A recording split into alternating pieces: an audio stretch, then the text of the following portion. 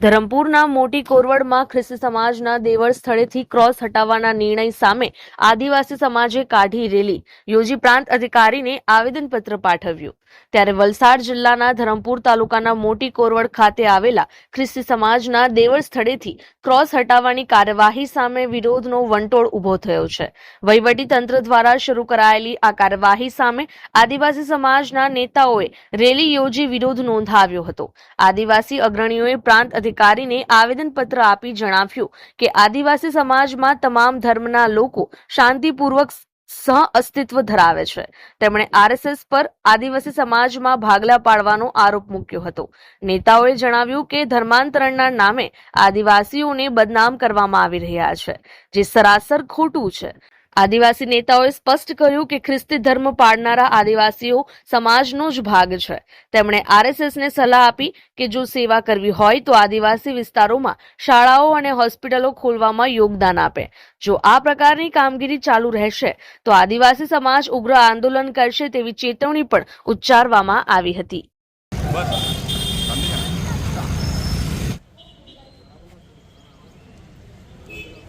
नेताजी આવી ગયા બધા।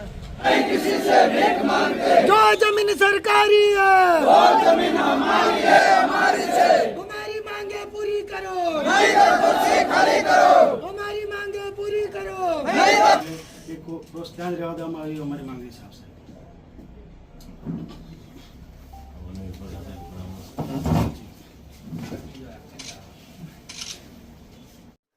जय आदिवासी जोहर।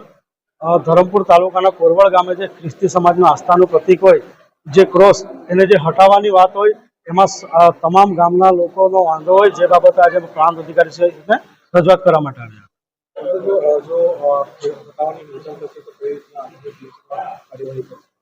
આજે અમે ફક્ત વિનંતી સાથે એક ચેતવણી આપવા આવ્યા છે કે આ આદિવાસી સમાજ અને ખ્રિસ્તી સમાજનું આસ્થાનું પ્રતીક છે। ભારતીય બંધારણે દરેક લોકોને કોઈ પણ ધર્મ પાળવાનો અધિકાર આપ્યો છે।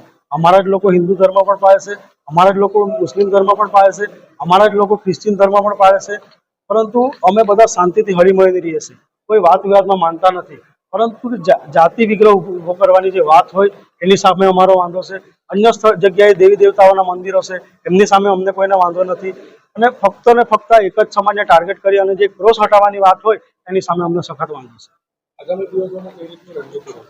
આગામી દિવસોમાં અમારી ગામ સભા નક્કી કરશે, ગામના લોકો નક્કી કરશે અને ગ્રામ પંચાયતમાં ઠરાવ કરીને ઠરાવની કોપી અમે જે તે કચેરીમાં પહોંચાડીશું। હટાવવાની કોશિશ કરવામાં આવશે, બિલકુલ ચલાવી લેશું નહીં અને અમે હટાવવા દેશું નહીં પહેલી વાત। અને જો હટાવવાની વાત કરશે તો હજારો નહીં લાખોની સંખ્યામાં ભેગા થશું, ધરમપુર પણ બંધ કરાવી દઈશું અને આ નેશનલ છપ્પન પણ બંધ કરી દઈશું। ખ્રિસ્તી સમાજનો આસ્થાનું પ્રતીક ક્રોસ હટાવવાની જે ચળવળ ચાલી રહી છે એના માટે અમે આવેદનપત્ર આપવા માટે આવ્યા હતા।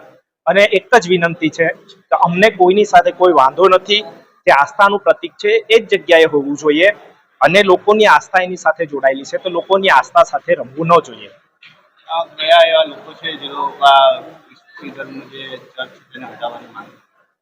આરએસએસ જે આદિવાસી વિસ્તારમાં આદિવાસી સમાજના લોકો હિન્દુ ધર્મ પણ પાળે છે, ખ્રિસ્તી ધર્મ પણ પાળે છે, મુસલમાન ધર્મ પણ પાળે છે અને બધા હળીમળીને રહે છે। પરંતુ આરએસએસને એવું લાગે છે કે આદિવાસી વિસ્તારમાં હવે શિક્ષણથી લોકો આગળ વધી રહ્યા છે અને એના કારણે જ આરએસએસ અંદર અંદર આદિવાસી સમાજને લડાવીને આદિવાસી સમાજમાં વિગ્રહ કરવા માંગે છે, પરંતુ એ અમે થવા દઈશું નહીં। આ આદિવાસી પટ્ટા ઉપર ધર્માંતરણનો મુદ્દો ઉઠી રહ્યો છે। આદિવાસી વિસ્તારમાં જે ધર્માંતરણનો જે મુદ્દો ઉઠી રહ્યો છે અમારી દ્રષ્ટિએ એ તદ્દન ખોટો છે।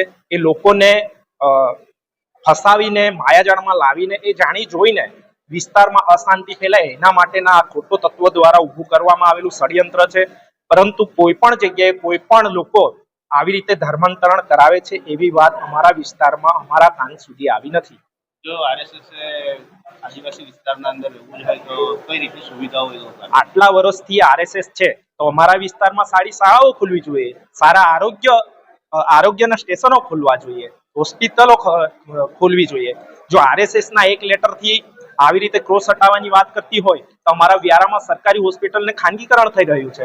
અમારા આદિવાસી વિસ્તારમાંથી અનામત નાબૂદ કરવાના ગતિ તેજવીજ ચાલી રહી છે। એની સાથે સાથે ચારણ ભરવાડ રબારીને આદિવાસીઓમાં સમાવી દીધા. તો એ મુદ્દે પણ આરએસએસ બોલવું જોઈએ. ફક્ત ને ફક્ત કેમ એ ખ્રિસ્તી ધર્મને ટાર્ગેટ કરે છે. આવનારા દિવસોમાં કઈ રીતે કરશે? આવનાર દિવસોમાં પણ અમે લોકોને સમજાવીશું.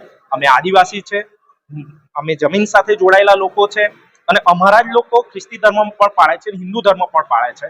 તો તમે જે રીતે અમે શાંતિથી જીવતા આવ્યા છે એ રીતે અમને શાંતિથી જીવા દેવા જોઈએ. આવી રીતે આરએસએસ લોકો પાસે અરજીઓ કરાવીને આવી રીતે સમાજમાં ભાગલા પાડવાનું બંધ કરે. અમારી લાઈવ ન્યૂઝ 24 ચેનલને સબસ્ક્રાઇબ કરો. બેલ આઇકોન દબાવો જેથી આવનાર ન્યૂઝ અપડેટ્સની નોટિફિકેશન આપ સુધી સૌથી પહેલા પહોંચે.